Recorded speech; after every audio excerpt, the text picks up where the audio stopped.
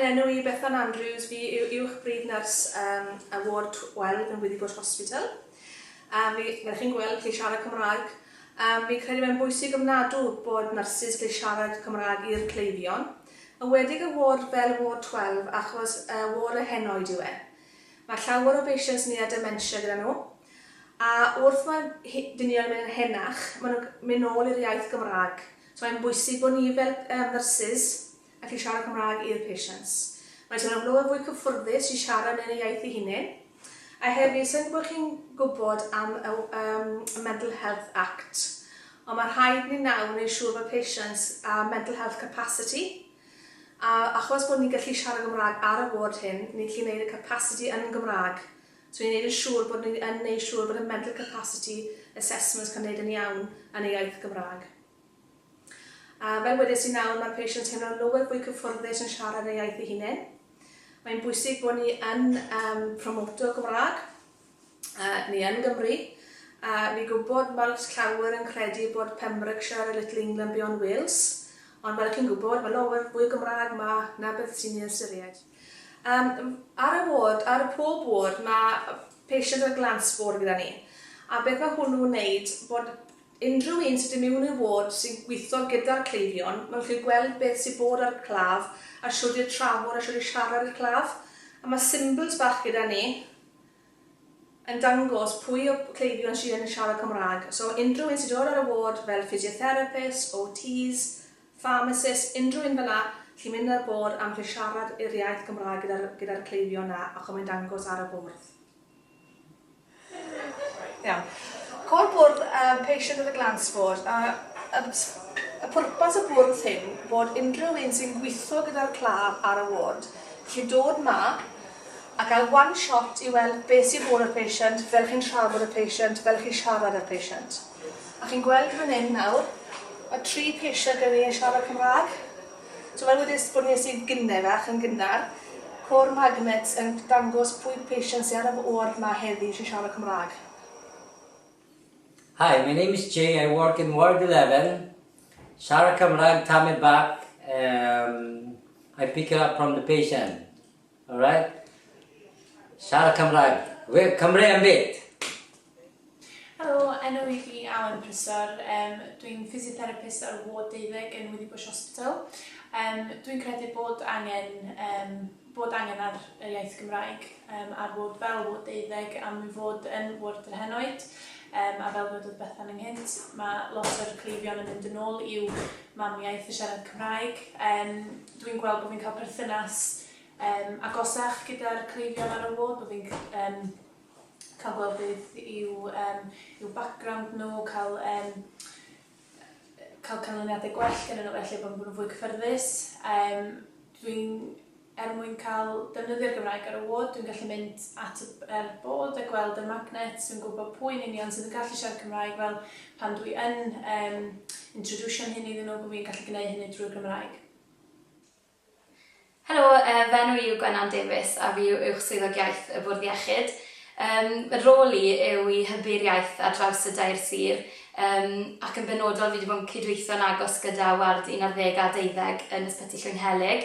Dath nhw ato fi nôl yn mis Chwefror yn sôn bod nhw eisiau creu rhyw ddigwyddiad I nodi dydd Gwldewi. Oedd hyn yn syniad gret ac yn rhywbeth o'n i'n annog gan bod nhw yn weithgar tu hwnt ac yn fodlon wneud yr holl gwaith eu hunain. Yn wedig gan y bod diwrnod gwaith nhw mor brysur I ddechrau gyda, o'n i'n teimlo bod yn ddyletswydd arno ni gefnogi gan bod nhw moyn wneud hyn tu hwnt i'w dyletswyddau gwaith nhw. Fi oedd hi'n noson llwyddiannus tu hwnt. A'n dilyn hynny, oedd wir na ddiddordeb ar y wardiau I gynyddu'r defnydd o Gymraeg ar y ward. Mae'r gefnogaeth hyd yn oed o'r staff di-Gymraeg yn wych fan hyn. Yn fwy na ni wedi gweld mewn lot o lefydd eraill, lle falle byddech chi'n meddwl bod y Gymraeg yn fwy gweladwy mewn siroedd eraill, ond na ni wedi'n cael yn plesio'n fawr yma ar ward 11 a 12. Maen nhw wedi hyrwyddo'r Gymraeg yn ei gwaith o ddydd I ddydd. Mae'r fel yn gweud y di-Gymraeg wedi mynychu cyrsio blasu mwyn ceisio dysgu chydig mwy o eiriau brawddegau fel bod nhw'n gallu siarad ar cleifion sydd ambell waith mond yn gallu siarad Cymraeg. Felly maen nhw'n wir yn gweld yr angen. Maen nhw hefyd yn gweithredu'r strategaeth mwy na geiriau fan hyn ac yn cynnig y cynnig rhagweithiol. Maen nhw'n defnyddio y bythfedynau a'r laniads, ond hefyd y magnetau iaith gwaith i ni darparu ar gyfer nhw. Mae'r rheini ar y bwrddau fel chi wedi clywed o'r blaen wrth Bethan. Maen nhw'n gweithio'n wych yma, unrhyw syniad i ni'n gynnig, maen nhw yn cymryd ymlaen a mae'n wych i weld y Gymraeg yn ffynnu fan hyn yn Sir Benfro. So my name's Dr. Angela Puppet and I'm a consultant geriatrician in Welsh.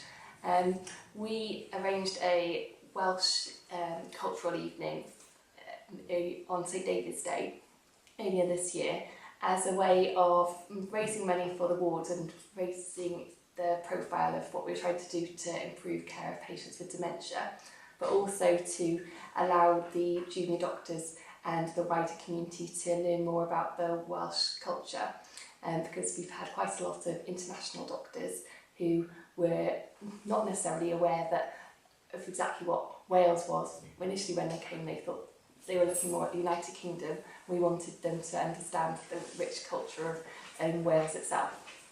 So what we did was we had an event that involved music, language and food and entertainment. So we had a harpist, we had some Welsh folk dancing, we had poetry, singing and cawl, Welsh cakes and parabrith. And we also had Gwobr, the Welsh language support officer, came along and she encouraged everybody to have a go at learning a bit of Welsh and hopefully to then encourage people to use that in their day-to-day practice with the patients that we see all the time on the ward.